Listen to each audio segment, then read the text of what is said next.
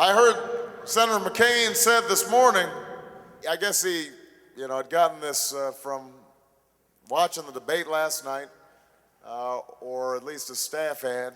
He said this morning, he had news for me.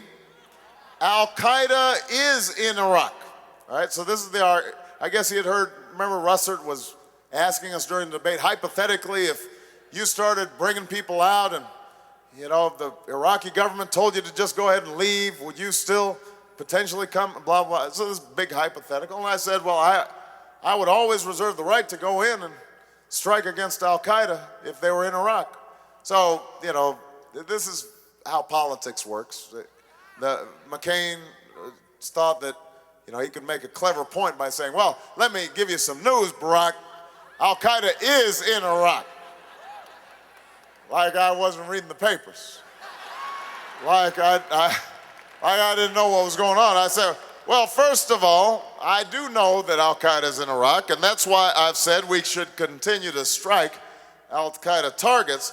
But I have some news for John McCain, and that is that there was no such thing as Al-Qaeda in Iraq until George Bush and John McCain decided to invade Iraq.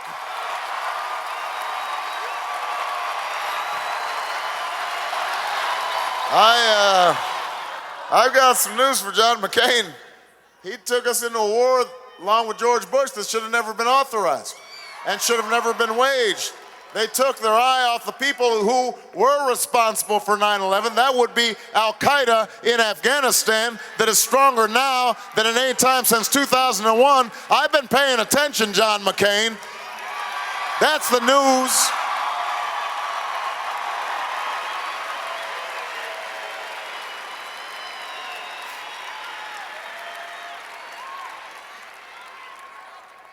So John McCain may like to say he wants to follow Osama bin Laden to the gates of hell, but so far all he's done is follow George Bush into a misguided war in Iraq that's cost us thousands of lives and billions of dollars, and that I intend to bring to an end so that we can actually start going after Al-Qaeda in Afghanistan and in the hills of Pakistan like we should have been doing in the first place. That's the news, John McCain.